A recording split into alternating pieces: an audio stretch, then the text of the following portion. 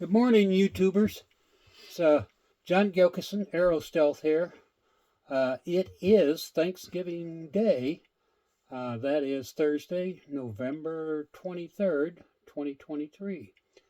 And I'm Aero Stealth, and today I have a treat for y'all. I have a long-term friend with me. His name's Phil Knox. He's from Denton, Texas. And we were just talking about the fact that we met probably 40 years ago. So we met in 1982. And when I first met Phil back in 1982, he had been interested in aerodynamics and working on the subject and studying aerodynamics since 1973. So it's been 50 years that Phil's been studying aerodynamics. So he thinks he might have learned a thing or two in the last 50 years. That remains to be seen, but we'll go ahead here. So I want you to go ahead, Phil. Introduce yourself. And you're Arrowhead, right? That name was given to me by some unknown person. My bad. But anyway, go ahead. Start out with 1973 and then tell us about it up to the time you met me, what you were thinking about. Yeah, I was in the Air Force at Edwards Air Force Base, surrounded by experimental aircraft, the flight test school for the test pilots. All the major aerospace contractors were out there. And overnight, this thing called OPEC in Iran, with this Arab oil embargo, they literally shut down our source of foreign oil, and price of gasoline doubled overnight, and they started rationing gas. You could not go to a gasoline station when you wanted, when it was convenient for you, and fill up your car. That's when you got out of. When did you get out of the military? I got out in 75. Okay, 75. All right, and you were in California. Yeah. It was a little different in other parts of the country, but it was probably pretty tricky in California, I'll bet. It was dicey. Yeah. Okay, so aerodynamics attracted you because the aircraft around you and so forth, and the theory of aerodynamics. And there's a reason that aircraft look the way they do, even combat aircraft. They use a lot of fuel. It's performance. Yeah, speed, handling, efficiency, especially. NASA was out there soon after. I never got to see them, but I read their papers after I'd left. But they had an old Ford van they modified out on the lake bed and tested, published. They cut the drag in more than by half, and they're using fish and bird technology. Ask a tuna, ask a peregrine falcon, ask the American bald eagle why they can do what they do. So they applied it to a box on wheels and got remarkable efficiency out of it, and that word efficiency officially entered my lexicon, and I've been stuck there ever since. I've never recovered from that. Back in October 23 73. As a side here, when I met Phil, I think we were just I bought a Toyota pickup truck, a blue one, and with a bed cover, a cab over cab high camper, damn it. And we bought a Toyota Tercel in '84. But I can remember thinking at the time, because Phil was talking to me about aerodynamics, but I mean, hey Phil, this is just the way the car came from the manufacturer. The idea of modifying the form of the vehicle in some way, shape, or fashion, it just seemed kind of a little over the line for me at the time. It just said, wow, that's a lot of trouble. And it is not easy. Is that not correct? It's not a walk in the park. No. You better have a stomach for it. Yeah. So So anyway, we've been working on. Phil and I have collaborated on a number of things, and most of it's been gasoline orientated up until the last several years when our mindsets have begun to change a little bit. The aerodynamics stays the same. A vehicle's a vehicle, of course, but the uh, the efficiency of electric vehicles is 400% improvement in efficiency. And, but as Phil and I was just talking about, uh, aerodynamics is of critical importance for electric vehicles. So would you like to elaborate on that?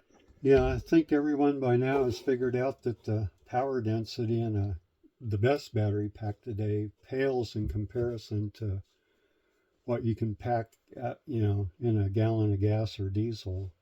So to have any expectation of what would be considered acceptable range, you really need to look at the load side of the vehicle and where the energy is going to get any range out of a battery pack, even the best today.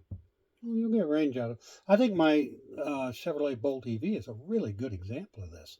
I can get 140, 50 miles per gallon equivalent, but I'm driving on highways that are 45, 40, 35 miles an hour. Mm-hmm.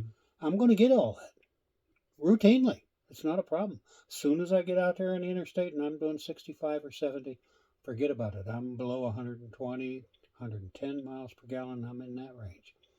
And aerodynamics would make the difference right there. It's about the speed regime. It's a cube relationship of the velocity, which I didn't learn that in school. I learned it in college only because I wanted to and asked for it. But the horsepower kilowatts required to overcome the drag, including the rolling resistance, any powertrain inefficiency, you're going down the highway, the aerodynamics, it's the lion's share.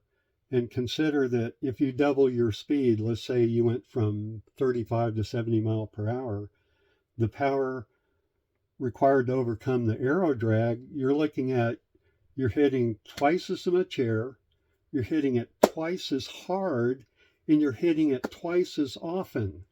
So that's where the cube relation, V times V times V, where the drag itself is only V times V. It's a square V square relationship, but the power to pull that off, it's the cube of the velocity. And I don't think people yet really appreciate the significance of even 10 miles per hour faster on the interstate, what that does to your battery or your diesel or gas tank. One of the things that I commented on immediately when Phil started sending me these curves. What do you call those curves? Well, yeah, they're power curves. Yeah, they're power curves. That there's a place where rolling resistance and aerodynamic drag can be equal, and it depends on the vehicle and the coefficient of drag for that vehicle. But let's say it's rolling resistance and aerodynamic drag are equal at 45 miles an hour, and then, boom, aerodynamic drag just keeps going up and up as you go faster. But rolling resistance is linear; it just keeps going this way, slightly up, but yeah, it's basically a curved line. The aerodynamic where the aerodynamics is geometric. I mean, it just skyrockets. Right. So, and it's really interesting to look at these curves. Phil's done so many for me. I got them in my library all the way from 0.11 or 0.10 drag coefficients all the way up to a Model T, which covers my whole door. The curve is so tall. It literally goes from the floor up to the top of a door. And I think that vehicle basically was good for 35 miles an hour, and that was it. Mm-hmm. There wasn't enough horsepower to do more. So, and that was a funny story because I gave all that information to the Model T Club up in Albuquerque. I had no idea until I ran the numbers. Yeah, And it's all numbers. It's all mathematics. I don't It's know what they thought. They didn't want to talk to me about it. yeah, I wasn't being a fun person. Wasn't enjoying the Model Ts as much as they were. yeah. Well, you probably weren't the most popular guy around the club members at that moment. Wet blanket. Hmm. But anyway, uh, so I think it's magical. Me and Phil worked together. We collaborated on some articles just for fun. But what we were pointing out was with proper aerodynamics, with a gas car, you could get 32 miles per gallon at 100 miles per hour. And I think we had the drag coefficients down where? Below 0.179? Yeah, Yeah. And with an electric vehicle, it would still be possible to get 100 miles per gallon equivalent at 100 miles per hour. And the interstates could be set up for this in some places. they're engineered for Yeah, that speed. there are. Have been since the 50s. There is a place in between Austin and San Antonio, I believe, where you can do 85 legally. 85 legally on the toll road. Yeah.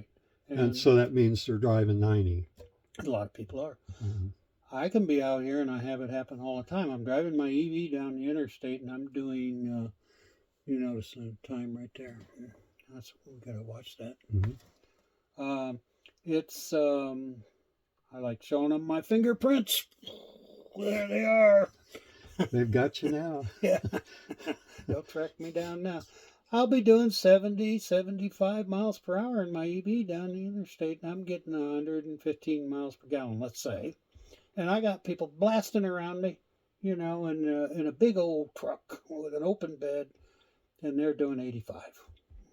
Boom. And I said, has the parking brake on? I don't know what's going on. And I'm going, I'm getting 115 miles per gallon, and they're lucky. They're not even getting 15. And they don't care, and they don't know. It's just insane. So that's an opinion op-ed here. Well, you haven't run into any of that, tell have them, you, Phil? have you told them your comparison between the Tesla Semi at 82,000 pounds compared to your pickup truck empty? I did it. Okay. I did a whole show on that. Yeah, that's a wake-up call. Yeah, Tesla Semi truck with 82,000 pounds is rated to use 1.7 kilowatt hours per mile, and my truck uses 1.8. And it only weighs 6,000 pounds. What's wrong with this picture? It's the electric drive. So that's amazing. Yeah, I had a lot of fun going over to Tucson recently. You remember that, Phil? Mm-hmm. And I got over there. My friend said, you could plug in your car. And I didn't tell him I brought my truck. I says, Dave's my friend. And I said, yeah, Dave. I says, I have a 1,213 kilowatt hour battery pack in this truck. I says, I'm going to drive all the way from Las Cruces to Tucson and back to Las Cruces without stopping to charge one time. Yeah, embarrass Mercedes-Benz with their EQXX concept. So yeah, I did. I made 600 miles on one tank, but I have a 36-gallon gas tank. Anyway. And Mercedes went over about at 740 miles on one charge with their little latest concept, which it's the lowest drag car they've ever produced as a concept car. It's 0.11716 drag coefficient, I think. It's pretty slick. Yeah, one of them, it's not brand new, but the Ioniq 6 is out there, and it's I think 2.1. 0.21 or 0.22. I'm not sure which. It depends on who you ask on what day. But it's definitely in competition with Tesla at those numbers. Mm-hmm. And Lucid. It's got over 300 miles of range, and you got an 800-volt architecture. You could charge from 20% to 80% battery in 18 minutes. What's the problem here? Traveling would be no problem in a vehicle like that. No, not at all. It would be comparable to a gasoline vehicle, basically. Yeah, and spoiler alert, on the trip over here, I actually stopped. I had meals. I had restroom breaks. No, It's a miracle in a no. gasoline powered pickup truck. I actually didn't drive 700 miles in one stretch. I took breaks, spent the night in a motel on the Well, road. you're not from Texas after all, are you? I am a fake. I'm a Oh, complete yeah, that's what I thought. You were imposter. a fraudulent Texan. Hmm. Who knew? Huh. Well, y'all know now. Okay. So, Sorry. So we outed Phil here today. So we're looking to stop this at the 20-minute mark roughly, but we're having some fun here. So yeah, when you're out at the car lot kicking the tires, you might kind of look at the shape of what you're thinking about buying and the implications it would mean over the life ownership of the vehicle and how that impacts range and this transition into zero carbon transportation. It does make a difference. one of the surprises for me, we're in a fifth wheel travel trailer right now, and one of the surprises for me was I used to be upset because my truck can get 18 miles per gallon easily. Like, let's say 19. 19 miles per gallon is a really reasonably good figure for me with my truck by itself. But towing this trailer, I get 9.5.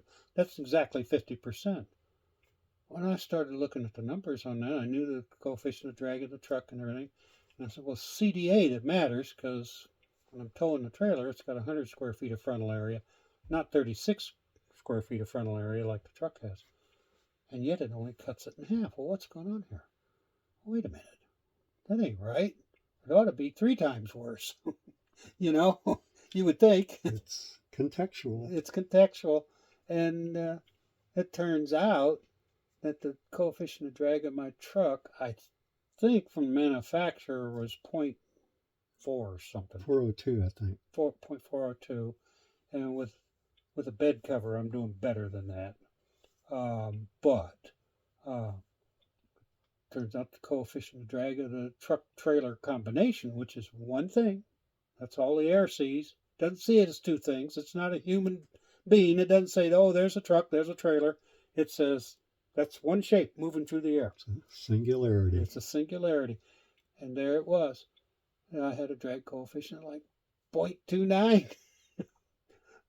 I started looking at this trailer in a whole new light. I said, well, shit, we get some of that junk off the roof, it could be even better. Take the cemetery out. And then if we could do some blending from around the cab and stuff to get especially around the sides, to get some of that air to not just run into the front of the trailer down there and go around it, it could be even better still. And we know that to be true because NASA, that's exactly what they learned at Edwards Air Force Base. Exactly.